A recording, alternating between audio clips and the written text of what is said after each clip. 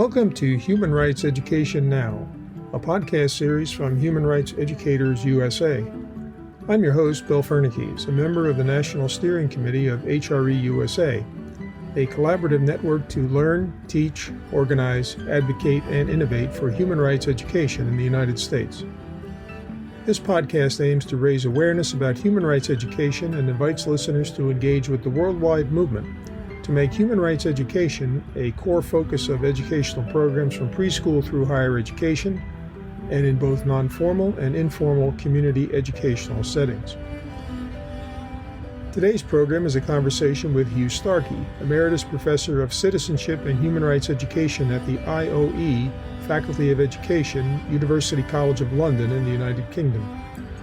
In this episode, Hugh Starkey discusses the origins and evolution of his work in human rights and human rights education, how his background in language education and intercultural education has influenced his work in global citizenship and human rights education, how nationalism and cosmopolitanism exert influence on the development of educational policies and programs, the connections between multiculturalism, global citizenship, and human rights education, and his work in children's rights, notably how provisions in the UN Convention on the Rights of the Child can advance democratic participation in both schools and society.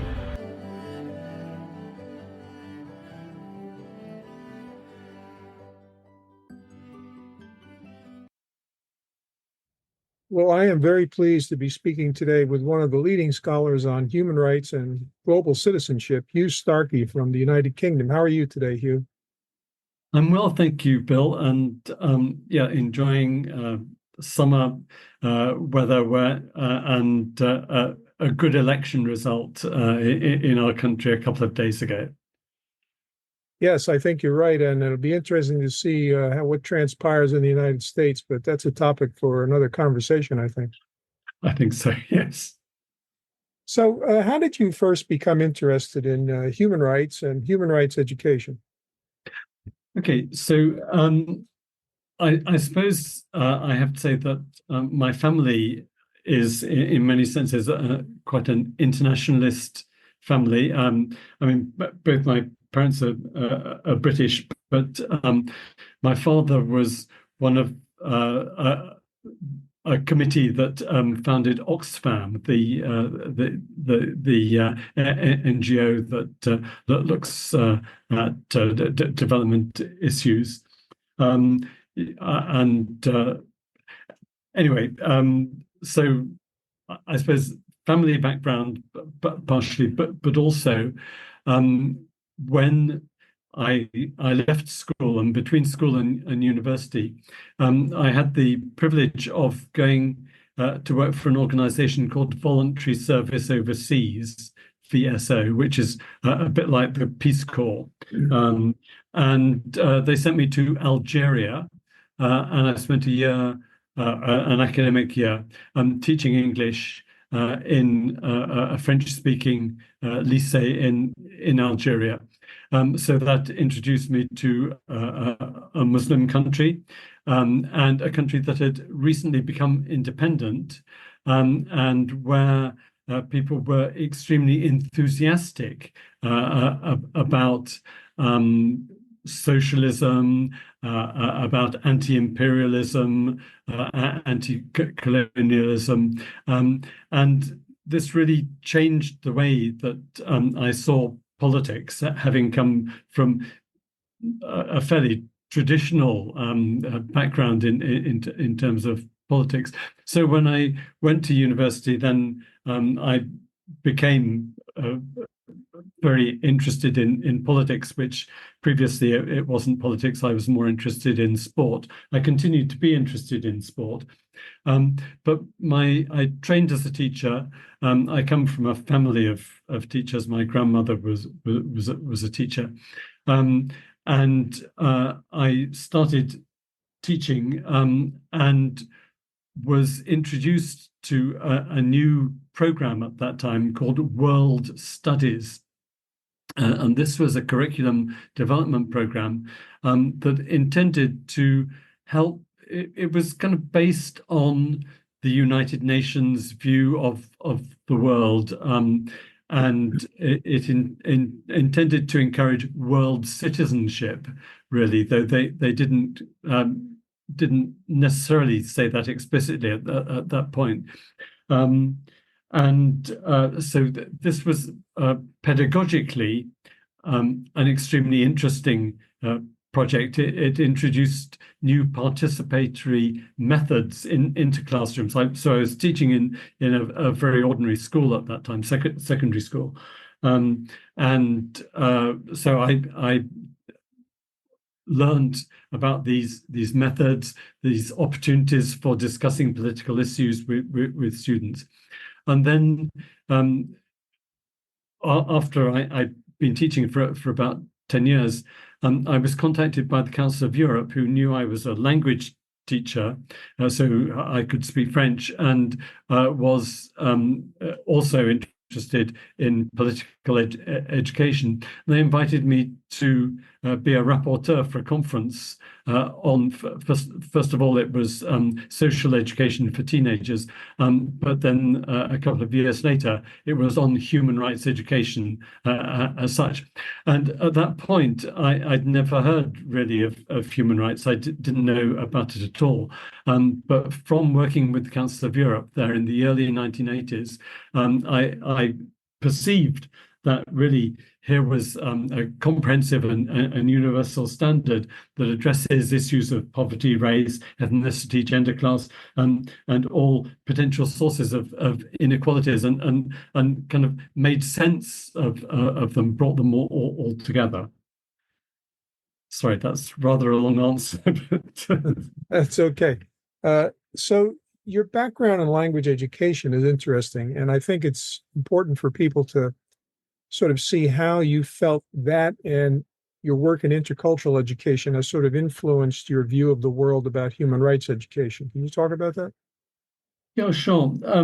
Well, language teaching inevitably involves a cultural dimension. But even now, I think there's a tendency within language teaching and learning to identify a language with a nationality, which of course governments are very keen to do. That they set up organisations like the British Council or the Goethe Institute or the Alliance Française and so on. And so that then the language tends to be associated with a so-called national culture, which I believe doesn't really exist, or exists in the minds of different political factions who would see a national culture in very different terms, and so it's very easy in teaching a language to slip into generalizations, stereotypes, and so on. So this World Studies program enabled me to think slightly differently about it. And in the early stages of learning a language, obviously the learners have a limited vocabulary. And so textbook writers and course writers often restrict what they present to simple utterances, which can become simplistic utterances. And so there's a tendency for language teaching to be repeating banal phrases actually quite often.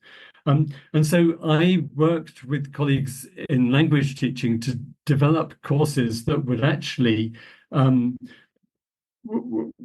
be interesting and challenging. And one of the things about language teaching is, of course, you want people to talk, you want people to discuss. That's the way they practice and develop their language. And so if you give them challenging, controversial things to talk about, then there's a motivation there that they can use.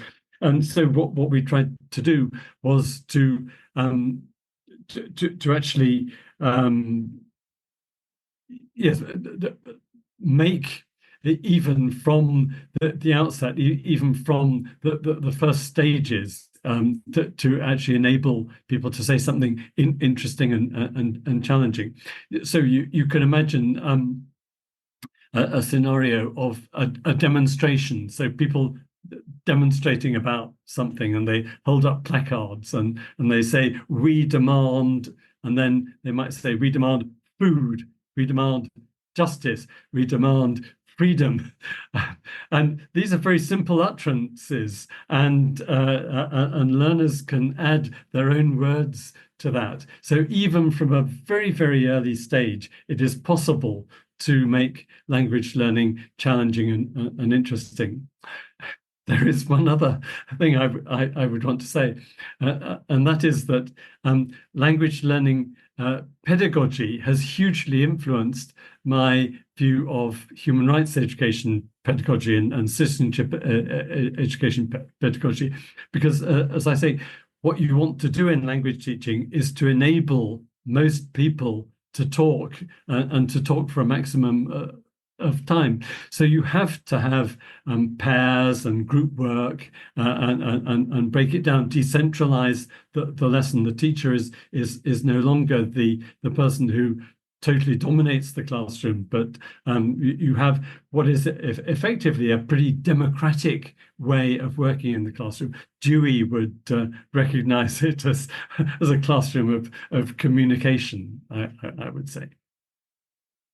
Well, as a former teacher of Spanish as well, I can fully understand what you are going at, because, excuse me, I think the key point is that if you're going to develop a culture of democracy in a classroom, it can't be stand up and talk. It has to be a collaborative undertaking. So I think, you're raising some very important issues. But that leads me to thinking about your work in global citizenship, because I think it would be fair to say that human rights education sort of existed before global citizenship education as a subfield of inquiry. How did that sort of lead your work in language education, into global citizenship? Okay, so my understanding of where global citizenship education comes from, and it is now very widely adopted by the United Nations, for instance, as a term, and lots of people do research on it and so on. I think previously we had global education, which was a version of this world studies that I was talking about, which was a kind of United Nations education. And then there was an interest in citizenship education in a number of countries in order to bolster the democratic system, really. And when citizenship education in England became a compulsory subject, so that was in the late 1990s, at that point, a lot of people started thinking that actually this is a place where we can do our global education. And so people did their global education within citizenship education, and it became global citizenship education.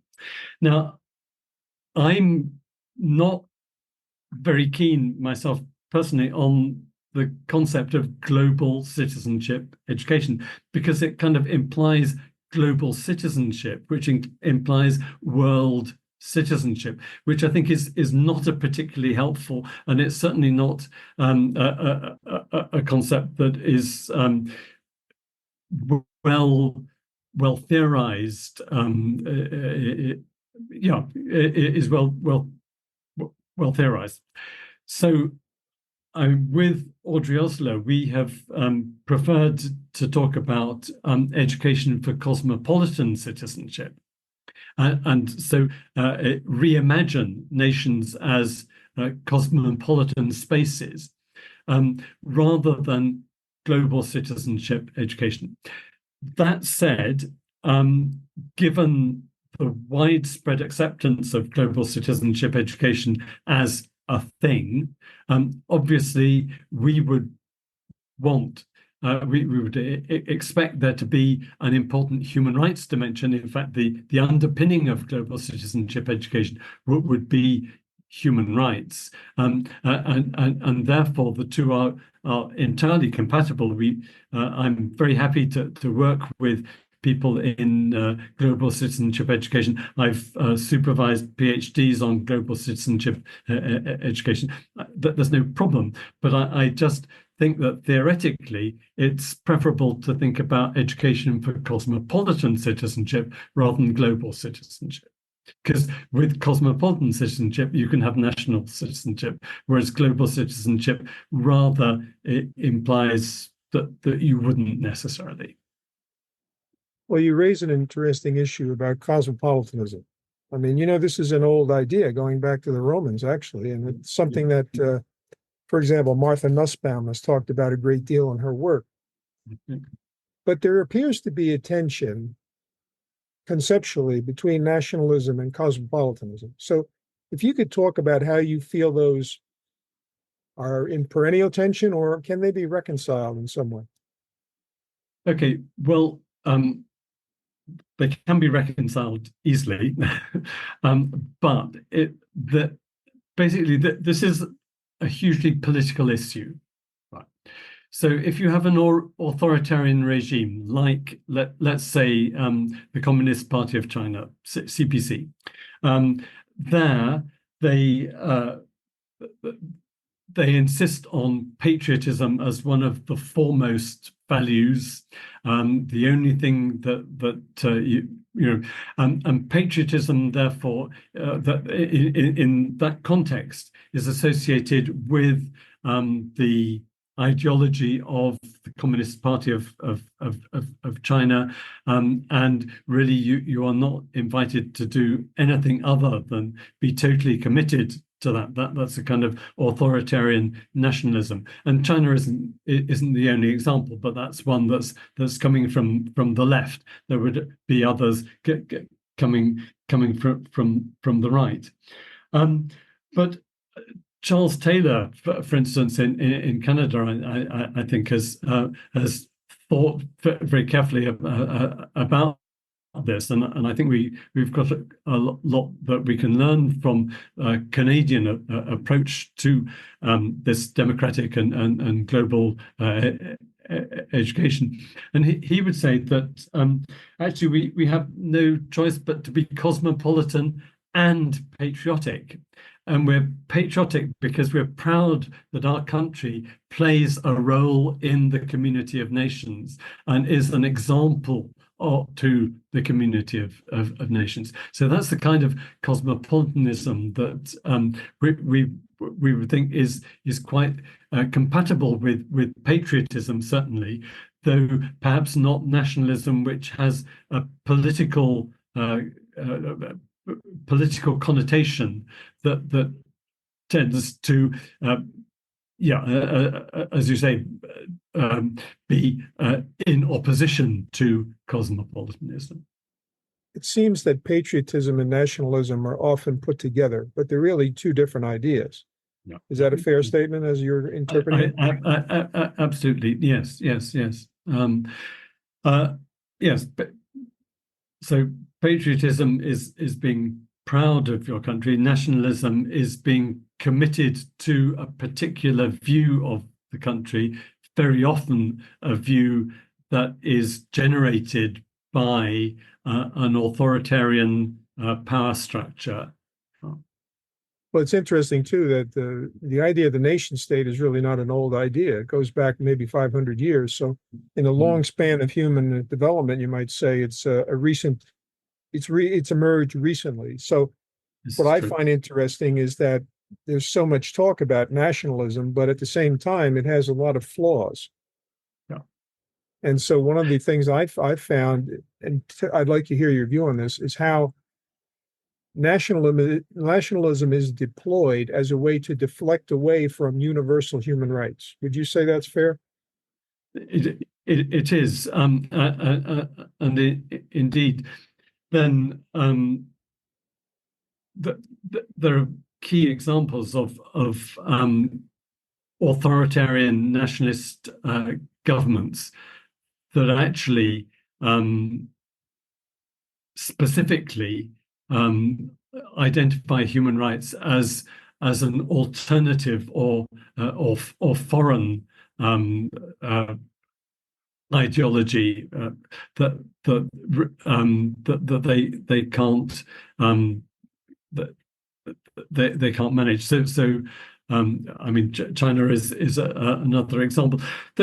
I mean, of course, all these countries, including China, say that they're committed to human rights, and they have ambassadors that make speeches at the United Nations and so on to show how very much they're committed to human rights. But specifically, when it comes to their citizens making trouble for them, they are opposed to human rights, as we've seen in Hong Kong, for instance, following the umbrella demonstrations there. Well, the other interesting field of study that has been, I would say, very contentious for some people is multicultural education. So how do you see the connections between the idea of multicultural education and what you've worked on as global citizenship? Are they, for example, overlapping, or are they really in separate domains?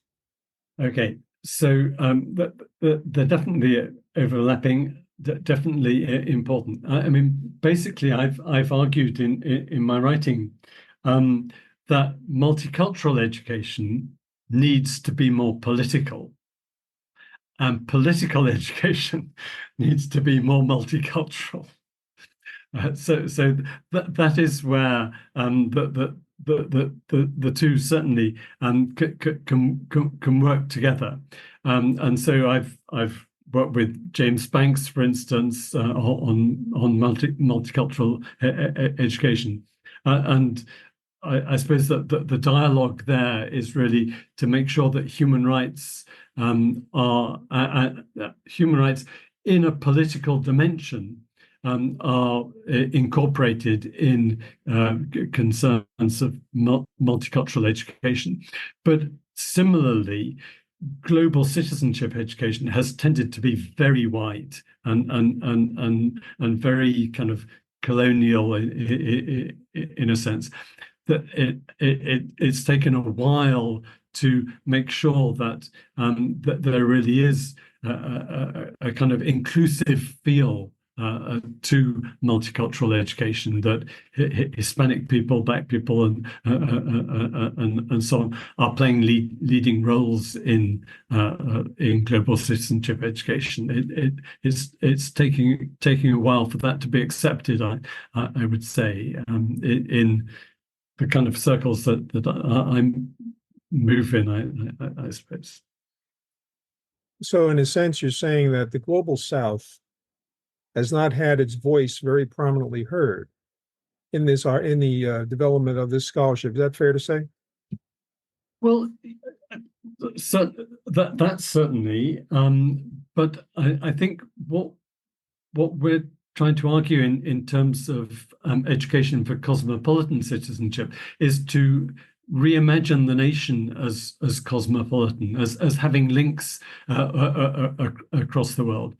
And the global South is no longer confined to the South. The global South is in all our cities and so on. So people from all kinds of heritages are now living in our super diverse cities. And what we need to do is to make sure that those voices within the mainstream, within our cities, our universities, and so on, get to be heard, I suppose. That was sort of, I think, a key theme of Audrey Osler's recent book, wouldn't you say? Yeah. Where she talks about the impact of the long legacy of colonialism on the real terms, correct? Yeah, absolutely. I mean, we are here because you were there is what one of the things that people say. But there are still huge struggles for people from minority backgrounds, people from diverse backgrounds, to actually be heard as powerfully as let's say in terms of my university, the white population. It is more diverse than it was, but it's there's a long way to go, basically. I mean, in the United States, there's certainly a tremendous political disparity in terms of how one political party views the reconstituting of so-called American nation, and another one that accepts the diversity of the population and the demographic changes that are taking place. So I think you're onto something very powerful, and those voices need to be heard more. But let me turn now to a topic that you've written extensively on, which is the rights of children. And this is one that I think people often don't talk about very much in the United States, because we're the only country that hasn't ratified the United Nations Convention on the Rights of the Child, which in my view is a disgrace. But at the same time, the impact of global conflicts, and that whether they're natural disasters or climate change and so forth, is it's the greatest on children, I would argue. So what do you think are some key steps that the world should take, or a specific group should take, to deal with enhancing children's rights, given all these factors? Yeah, sure. Right. I suppose first thing to say is that you mentioned the USA and not having ratified it. I believe that it's terribly difficult to get the president and the two houses all lined up so that you can ratify anything, any international treaty. And it doesn't mean to say that there aren't important institutions who actually are totally favourable to children's rights. And I think it's been quite a struggle to work with colleagues in the USA and talk about human rights and children's rights.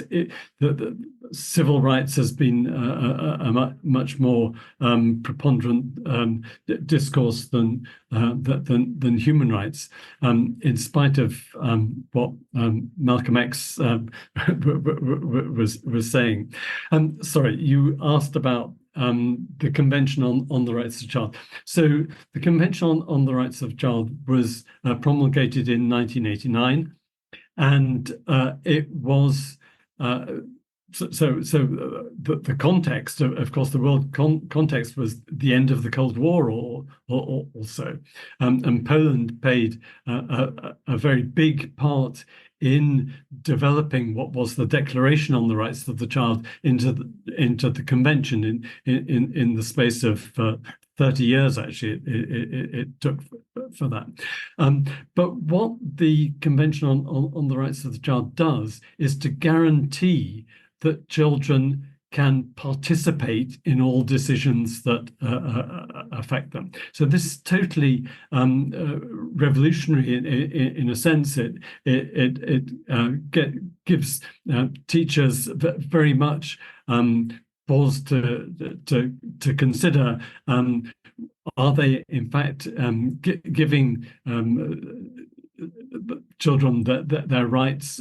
Is there enough opportunity to participate? So I think the continuing challenge is simply for children and for teachers to know about their rights. It's the thing that has driven me forward in terms of human rights. A right isn't a right unless you know about it. You can't act on it if you don't know about it. So the first thing is just to make sure that both teachers and children know about their rights, and then they will work out what to do with it. There are many whole school programs that I think have been effective, and spaces where children's rights can be developed. There's Amnesty International human rights friendly schools. UNICEF has got rights-respecting schools. In the Global South, UNICEF runs a thing called child-friendly schools. And these are schemes where schools opt in and say that they will put the Convention on the Rights of the Child at the center of everything they do. And that, I think, has been a powerful movement, and will that for me is what we can do, is to encourage schools to take part in those schemes, and ensure that all teachers understand what children's rights are all about.